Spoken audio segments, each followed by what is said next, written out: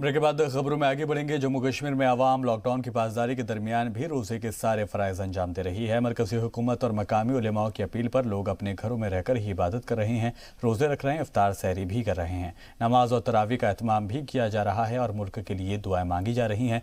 जी media की team ने पुंछ के एक रोजेदार के घर का जायजा लिया। एक रिपोर्ट आपको दिखाते हैं।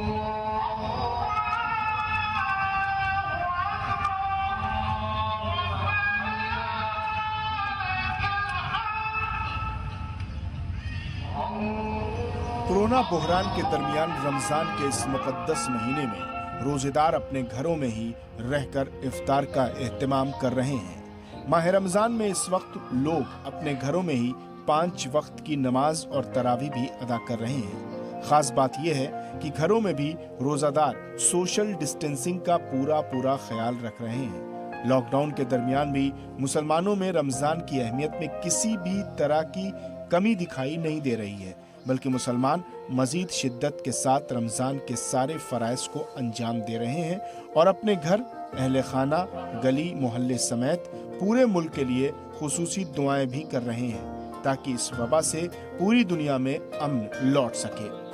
अब पहले से तो काफ़ी पहले हम काफ़ी अच्छा करते थे अपने घर में, हमें बाहर से काफ़ी सामान मुहैया होता था। लेकिन आजकल जैसा कि हम देख रहे हैं लॉकडाउन चल रहा है, उसका पालन भी करना पड़ता है हम लोगों को, तो उसी के चलते हुए हमें कम तैयारी करनी पड़ती है। जो घर में सामान होता है उसी के साथ हम थोड़ा बहुत चला लेते हैं और थोड़ा टाइम मिलता है। जिस टाइम में गवर्नमेंट ने ऑर्डर दिया है कि बाज़ार खुल सकते हैं तो उस टाइम में बाहर जाकर सामान ले आते हैं और थोड़ा बहुत घर में भी होता है। तो उसी के तरीके पहले से काफ़ी इस बार बड़ा बुरा लग रहा है कि हमारा रमज़ान काफ़ी ऐसे ही गुजर रहा है। पूरी रियासत में हुकूमत और उलमाए किराम की जानिब से भी कहा गया है कि लोग लॉकडाउन की पूरी पाबंदी के साथ पासदारी करें और अपने घर से बाहर न निकलें, जिस पर पूरी रियासत के अवाम अमल करते नजर आ रहे हैं। जी मीडिया की टीम ने पुंछ जिले में रियाज सलीम के घर का जायजा लिया तो रियाज सलीम ने हमसे बात करते हुए कहा कि हम पूरे साल इस मुकद्दस महीने का इंतजार करते हैं। हम एक साथ मस्जिद में जाकर रोजा इफ्तार किया करते थे, मगर इस दफा न हम मस्जिद जा सकते हैं और न ही किसी अपने अहबाब के घर। आजकल जैसा कि सबको पता है हमारा रमज़ान का महीना शुरू हो गया है और बड़े अच्छी तरह से चल रहा है। लॉकडाउन होने के बावजूद भी रमज़ान हम बहुत अच्छे चल रहा है। नमाज भी घर पे पढ़ रहे हैं, सहरी और अफ्तार का बंदोबस्त भी बहुत अच्छा है। कुछ थोड़ा बहुत ये लॉकडाउन की वजह से हमें थोड़ी सी परेशानी है, लेकिन उसके बावजूद भी रमज़ान ठीक ही चल रहा है। जी मीडिया से बात करते हुए घर की खवातीन का कहना है कि इस मर्तबा हमें लॉकडाउन की वजह से रोजा इफ्तारी की तैयारियों को लेकर काफी परेशानियों का सामना करना पड़ रहा है। पहले हम इफ्तार में काफी कुछ किया करते थे, जो अब कोरोना वायरस की वजह से नहीं हो पा रहा है।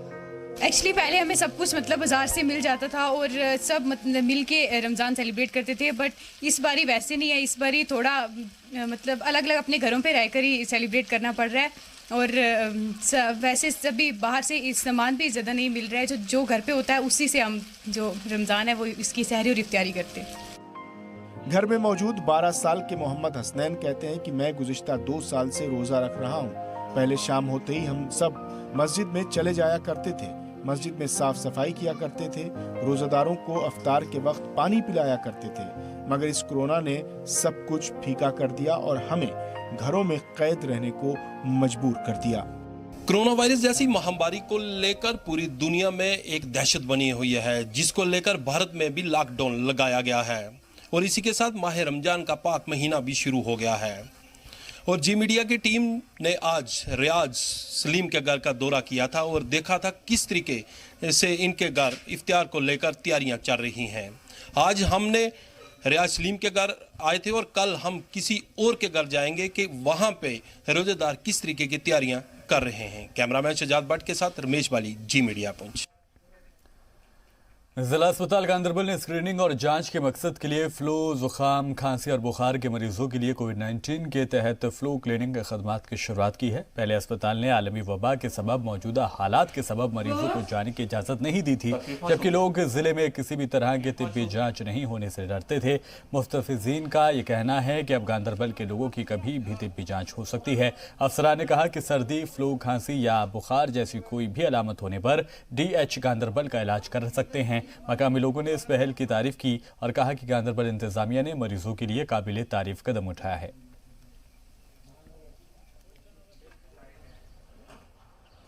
हमने एक फ्लू क्लिनिक इंस्टॉल किया हुआ है जो हमारा प्रीफैब हट है। फ्लू क्लिनिक का मुद्दा और मकसद ये है कि जो भी हमारे पास आउटडोर पेशेंट आते हैं OPD में, अगर उनको कुछ कोविड रिलेटेड हम देखते हैं कोई सिम्टम्स होंगे, हमारे डॉक्टर्स उनको देखकर प्रीयूज करके नेसेसरी फिर अगर ज़रूरत होगा सैम्पलिंग के लिए भेजते हैं, कोविड सैम्पलिंग के लिए। ये इसको आज दूसरा दिन है चलते हुए और अभी तक हमने 40 पेशेंट्स को यहाँ पे हमारे डॉक्टर्स ने जो है इनको एग्जामिन किया हुआ है। म्यूनिसिपल कॉरपोरेशन नूरबाग श्रीनगर को इलाके में रेड जोन करार दिए जाने के बाद यहां के श्रीनगर में ईदगाह, रतपोरा, वगनपुरा, पलपोरा इलाके में 14 मशीनी सैनिटाइजेशन गाड़ियों और खसूसी टीमों के सैनिटाइजेशन के लिए लगाया गया है ताकि इस वबा को ख़त्म किया जा सके। एक वार्ड के ऑफिसर बशीर अहमद ने कहा कि म्यूनिसिपल कॉरपोरेशन ने कोरोना वायरस के वबा की कड़ी को तोड़ने के लिए हर दिन एक रेड जोन को हटाने का फैसला किया है। ईदगाह में पहला कोरोना का मामला रतपोरा में इसी इलाके में यहाँ दिखाया दिया था। ये जो रेड जोन गंदरपुरा एरिया बनाया गया है, हमने आज तक इसको 3 बार सैनिटाइजेशन किया और आज ये चौथी बार है। तो हम लोगों से यही गुजारिश करते हैं कि वो सिर्फ अपने घरों में रहे। हमारा काम है सैनिटेशन कराना, हम सैनिटेशन कराएंगे। जिस वक्त उनको कुछ भी हमारी ज़रूरत होगी, मैं बहसीर कारपोरेटर, मेरा स्टाफ सारा रात दिन खड़ा रहता है। जहाँ तक मेरे अपने वार्ड का ताल्लुक है, मेरे वो लोग बाहर नहीं निकलते हैं, अपने घरों में बैठते हैं। हमने उनको पुरजोर गुजारिश की एक फर्द को कि आप अपने घरों में बैठो, वो हमारे लिए भी ठीक है, वो अपने घर वालों के लिए भी उनको ठीक रहे। जम्मू कश्मीर में कोरोना के हालात पर इंतजामिया ने राहत महसूस किया है। हुकूमत के तर्जुमान रोहित कंसल ने पॉजिटिव केस की तादाद में आए ठहराव को लॉकडाउन का नतीजा बताया है। उन्होंने कहा कि अब तक 614 केस सामने आए हैं, जिसमें 290 एक्टिव मामले हैं। 216 मरीजों के रिकवर होने पर खुशी का इजहार करते हुए लॉकडाउन के फैसले की तारीफ की। We have a reasonably good report card. The daily positivity rate has shown a downward trend. The rate of doubling of positive cases, the rate of increase of cases has slowed down, and the number of days it takes for the doubling of cases has increased.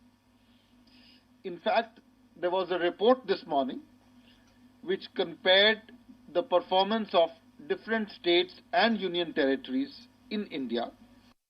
We have been giving you regular updates about the status of cases. And as we speak, the total number of cases is 614. The active number of cases is 390.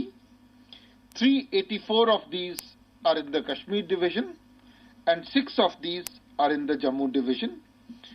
You are also aware that we have been seeing a fair number of recoveries, and as we speak, there have been a total of 216 recoveries, which include young children also.